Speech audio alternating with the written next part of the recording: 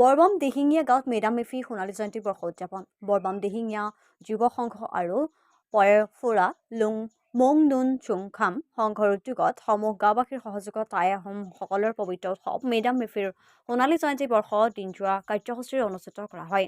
আজি উক্ত উৎসৱত পুৱা সমূহীয়া চাফাই পতাকা উত্তোলন স্মৃতি তৰ্পণ বৃক্ষৰোপণ আৰু পুলিন পোথাসকলক সেৱা জনাই মাংগলিক পূজা অনুষ্ঠিত কৰা হয়।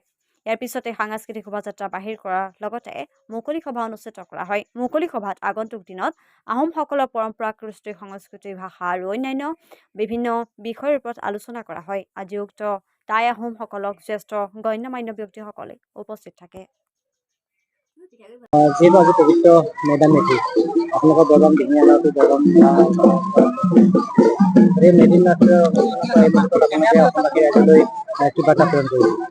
মই প্ৰথমে সমূহ দিহিঙীয়া গাঁওবাসী ৰাইজৰ হৈ অসমৰ ৰাইজলৈ এটা আজি পবিত্ৰ মেডাম মেফি অনুষ্ঠানৰ যোগেদি এটা সংবাদ দিব বিচাৰিছোঁ যে চাউলুং চুকাফাই যি বৰ অসম হাতৰাজ মাৰি যি এক ৰাজ কৰিছিলে, বৰ অসম গঢ়িছিলে, সকলোৰে লগত যাতে যেনেধৰণে শান্তি সম্প্ৰীতিয়ে এখন বৰ অসম গঢ়িছিলে, সকলোৱে যাতে এই মেডাম মেফিৰ দিনতে সকলোৱে প্ৰতিজ্ঞা লয় যেন অসমৰ পৰা যিমানবোৰ অপায় অমংগল হৈছে, যি বিভিন্ন মানুহ জাতি জনগোষ্ঠীৰ মাজত যি ভেদাভেদ হৈছে, সেই ভেদাভেদ যেন দূৰ হয় তাৰ কাৰণে কামনা কৰিছোঁ।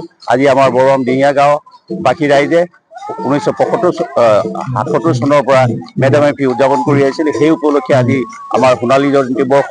ইয়াত আমাৰ যুৱ সংঘ, পোৱালুং সংঘ আৰু আমাৰ দিহিঙীয়া গাঁওবাসীৰ উদ্যোগত এটা বিশাল আয়োজন কৰা হৈছিলে। আমি ৰাতিপুৱা 9 বজাত পতাকা উত্তোলন কাৰ্যসূচী আমি শুভাৰম্ভ কৰোঁ। তাৰপিছতে বৃক্ষৰোপণ কাৰ্যসূচী লওঁ। তাৰপিছতে আমাৰ যি দাম পূজা, সেই দাম পূজা কৰা হয় আৰু তাৰপিছতে আমি ইতিমধ্যে শোভাযাত্ৰা বাৰেৰহণীয়া শোভাযাত্ৰা বিভিন্ন জাতি জনগোষ্ঠীৰ কৃষ্টি দলৰ দ্বাৰা আমি শোভাযাত্ৰা শেষ কৰিছোঁ আৰু আমাৰ সংবাদ কৰ্মীসকলক আমাৰ ধন্যবাদ জনাইছোঁ। তেখেতলোকে অশেষ কষ্ট কৰি আমাৰ এই অনুষ্ঠানটো সম্প্ৰচাৰ কৰাৰ বাবে আৰু আমাৰ সকলো গাঁওবাসীক ধন্যবাদ জনাইছোঁ। ইয়াৰ দ্বাৰা তেখেতলোকে যি শাৰীৰিক আৰু অৰ্থনৈতিকভাৱে এই অনুষ্ঠানটো পতাত সহায় সহযোগিতা আগবঢ়ালে, তাৰ কাৰণে সকলোকে ধন্যবাদ জনাই মোৰ বক্তব্য সামৰণি মাৰিছোঁ। আমাৰ এতিয়া আলোচনা 2টা বজাৰ পৰা আলোচনা চক্ৰ আছে। তাৰপিছত ৰাতি 7টাৰ পৰা আমাৰ সাংস্কৃতিক সন্ধিয়া আছে। সাংস্কৃতিক সন্ধিয়াৰ বিশেষ আকৰ্ষণ হ'ল পিঠিৰাণী বৰগোহাঁই। তেখেতে আজি সাংস্কৃতিক সন্ধিয়াত তেখেতৰ শুৱলা গীতেৰে সকলোকে আনন্দিত কৰিব বুলি আশা ৰাখিছোঁ।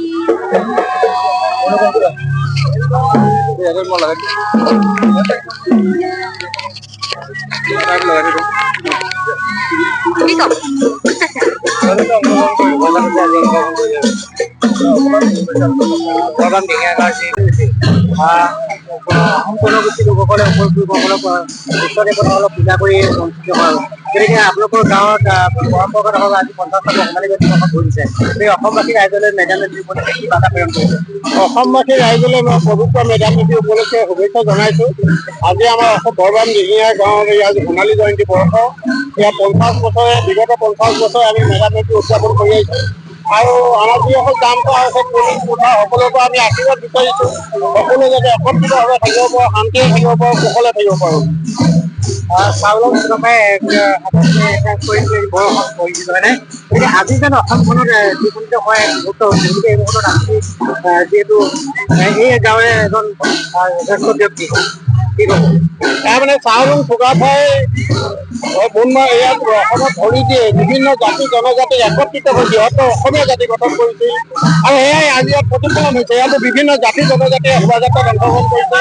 আমি যদিও আহোমৰ পৰম্পৰা পালন কৰিছোঁ, আমি সকলো বৃহত্তৰ অসমীয়া জাতি আমি একত্ৰিতভাৱে জীয়াই থকাটো আমি কামনা কৰিছোঁ।